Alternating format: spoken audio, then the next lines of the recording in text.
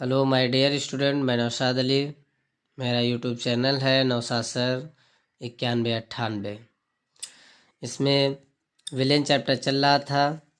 उसकी हेडिंग है विलेयनों की सांद्रता व्यक्त करने की विधियाँ। तो विलेन के यूनिट आयतन में विलीन विलय की मात्रा विलेन की सांद्रता कहलाती है। मतलब विलेन के यूनिट में आयतन में विलीन विलय की मात्रा विलेन की सांद्रता कहलाती है। इसे निम्न प्रकार से प्रदर्शित किया जा सकता है। कैसे? जैसे ये विलेन की भार प्रतिशतता। विलेन की भार प्रतिशतता का मतलब 100 ग्राम विलेन में उपस्थित विलय के ग्रामों की संख्या विलेन की भार प्रतिशतता कहलाती है। यानी 100 ग्राम विलेन में जो है उपस्थित विलय के ग्रामों की संख्या ही विलेन की भार प्रतिशतता कहलाती है। जैसे वेट अपान वेट प्रतिशत। तो W अपान W प्रतिशत माने होता है, ये जो W आगे वाला होता है ये विलय का भार बताता है, और जो ये वाला W होता है वो विलेन का भार बताता है। बात समझ गए? और विलेन 100 होता है ये।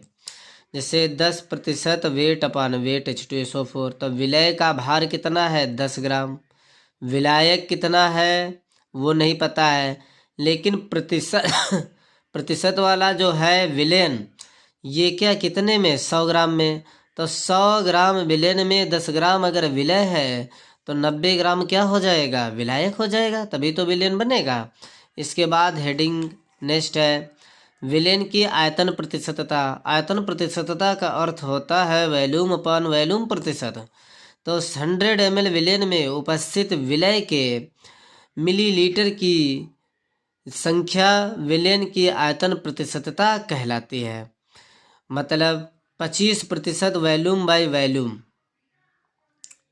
एथेनॉल या एथिल अल्कोहल। तो 25% वॉल्यूम का जो होता है मात्रक जो होता है वो मिलीलीटर या लीटर, छोटी इकाई मिलीलीटर होती है। तो 25% जो है 25% विलय का आयतन कितना है? 25 ml। अब विलयन कितना होगा? विलयन का आयतन 100 ml। तो विलायक कितना होगा? 100 से 25 घटा दो, कितना बचेगा? 75 ml। ये कैसे ज्ञात करते हैं? विलयन बराबर होता है विलायक प्लस विलय। अगर विलयन 100 था प्लस विलायक निकालना है 75 कैसे आया? तो विलायक प्लस विलय की जगह पर कितना था? 25%। तो ये 25 इधर आएगा तो 100 से 25 जाएंगे, कितना बचेगा? 75। नंबर 3, विलेन की भार आयतन प्रतिशतता, जिसे हम W अपान वॉल्यूम कहते हैं, W अपान V जिसे बोलते हैं। विलेन के 100 ml में विलीन विलय के ग्रामों की संख्या विलेन की भार आयतन W अपान V प्रतिशतता कहलाती है। जैसे अब हम बात करेंगे कि जैसे 15% W अपान V NaCl हो तो तब विलय का भार कितना होगा? 15 ग्राम। विलय का भार कितना होगा? 15 ग्राम। विलय का भार 15 ग्राम। विलायक का भार ये मुझे नहीं पता होगा अभी। विलेन का आयतन, आयतन भाई V तो वॉल्यूम उसको बताता है विलय को, विलेन को। तब विलेन कितना हो जाएगा इसमें? 100 ml।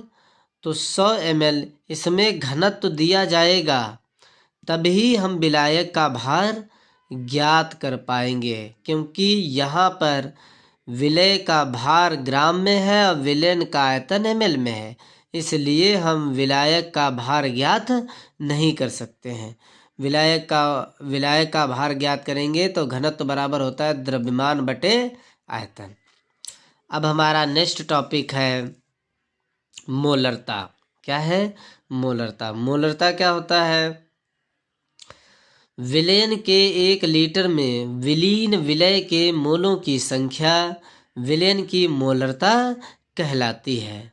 यानी 1 लीटर विलयन में 1 लीटर विलयन में विलीन विलय के मोलों की संख्या ही उसकी मोलरता कहलाती है विलयन की। इसे काहे से प्रदर्शित करते हैं? कैपिटल यम से प्रदर्शित करते हैं। इसका मात्रक मोल प्रति लीटर होता है। यह ताप पर निर्भर करती है। कैसे निर्भर करती है? ताप बढ़ाने पर मोलरता बढ़ती है। क्यों बढ़ती है? क्योंकि विलायक जो होता है वो उड़ जाता है और विलय वाष्प के रूप में न उड़ने के कारण जब विलायक की मात्रा कम होती जाती है, वैसे ही मोलरता बढ़ती जाती है।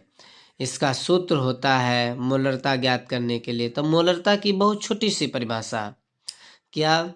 विलेन के 1 लीटर में विलीन यानी घुले विलय के मोलों की संख्या ही उसकी मोलरता कहलाती है। इसे कैपिटल एम से प्रदर्शित करते हैं। इसका मात्रक मोल प्रति लीटर होता है। यह ताप पर निर्भर करती है। इसका सूत्र होता है विलय का भार बटे विलय का अणुभार बराबर यम। यम क्या है? मोलरता कैपिटल एम विलायक इन ml बटे 1000। ये सूत्र किताबों में लिखा है, लेकिन इसे हमने मॉडिफाइड करके आपके लिए बनाया है। इससे इस सूत्र से ये फ़ायदा है, चाहे हम विलय का भार निकालें या विलय का अणुभार निकालें या मोलरता या विलायक, इन चारों में से किसी को भी निकालें एक दूसरे क्रॉस मल्टीप्लाई करा के, और हम आंसर जल्दी में प्राप्त कर सकते हैं। इसके बाद में है मोलर विलयन। मोलर विलयन किसे कहते हैं? जिस विलयन के 1 लीटर में विलय का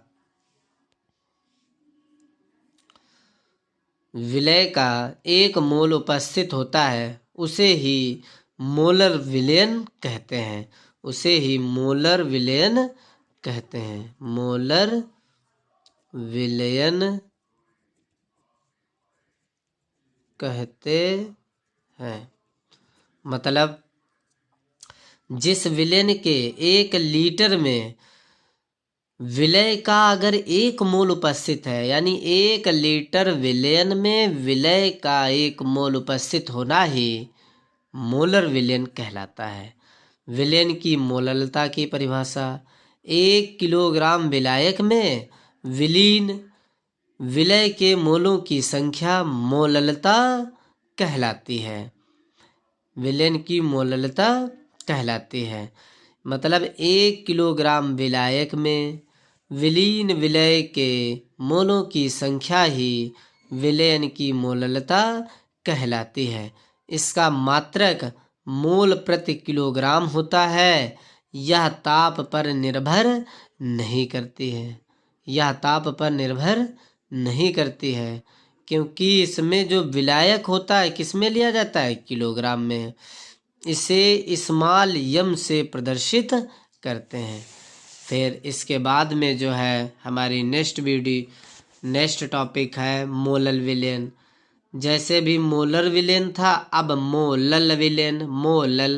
मोलल विलयन का मतलब होता है वहाँ पे 1 किलोग्राम विलयन में 1 लीटर विलयन में था, यहाँ पर क्या विलायक के 1 किलोग्राम में पदार्थ का 1 मोल उपस्थित होने पर विलयन को मोलल विलयन कहते हैं।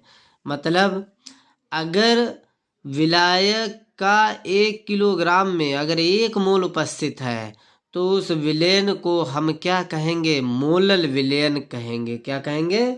मोलल विलयन।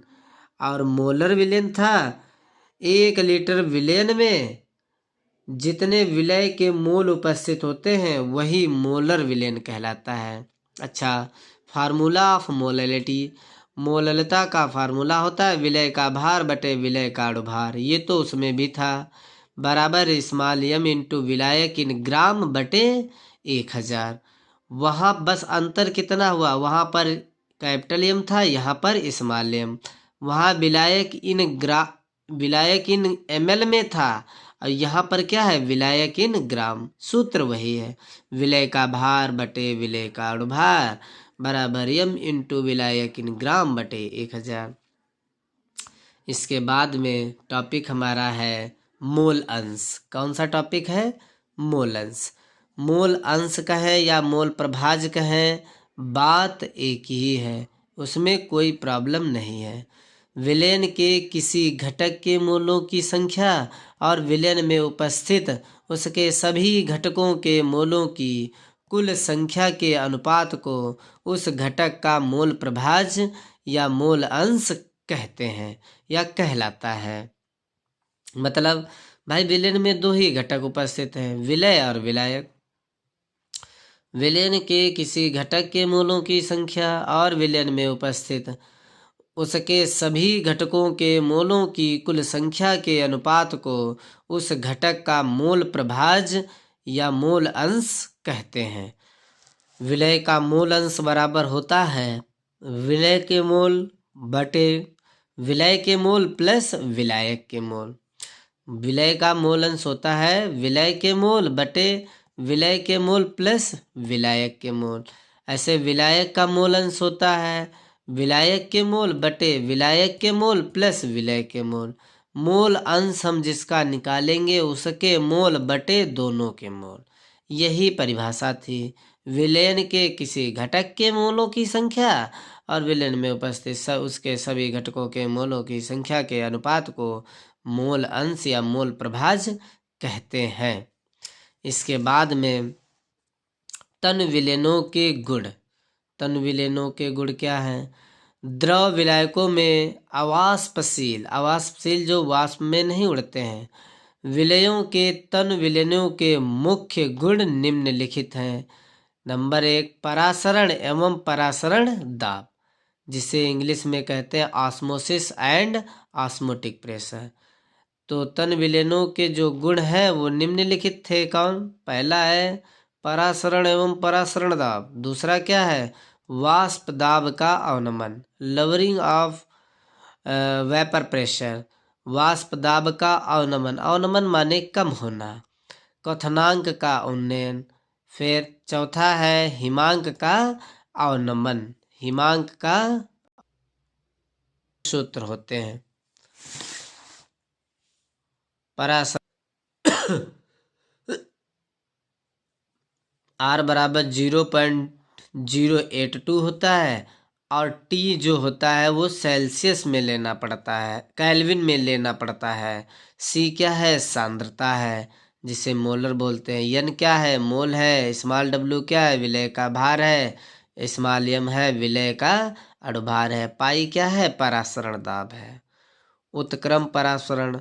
उत्क्रम परासरण ये होता है परासरण दाब अधिक कर देने पर विलयन विलायक की ओर प्रवाह होने को उत्क्रम परासरण कहते हैं। उत्क्रम परासरण का मतलब होता है रिवर्स ऑस्मोसिस, यानी परासरण दाब अधिक कर देने पर, परासरण दाब अधिक कर देने पर विलयन विलायक की ओर स्वतः प्रवाह होने को उत्क्रम परासरण कहते हैं। समपरासारी विलयन क्या चीज होती है? समपरासारी विलयन समान ताप पर जिन विलयनों के परासरण दाब समान होते हैं उन्हें ही समपरासारी विलयन कहते हैं। मतलब समान ताप पर जिन विलयनों के परासरण दाब समान होते हैं उन्हें ही हम समपरासारी विलयन कहते हैं। इसके बाद में समदाबी विलयन।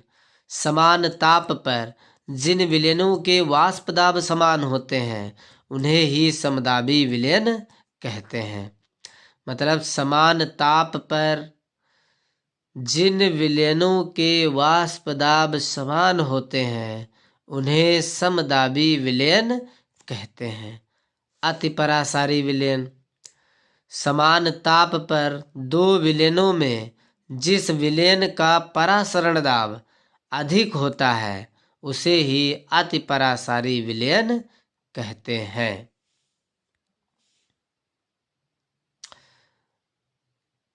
समान ताप पर दो विलयनों में जिस विलयन का परासरण दाब अधिक होता है उसे अतिपरासारी विलयन कहते हैं। फिर अल्प परासारी विलयन क्या होता है? अल्प परासारी मतलब जिसमें कम, जिसका परासरण दाब कम हो। समान ताप पर दो विलेनों में जिस विलेन का परासरण दाब कम होता है उसे अल्प परासारी विलयन कहते हैं। यहीं पर हम विराम लेते हैं और आज की वीडियो इतनी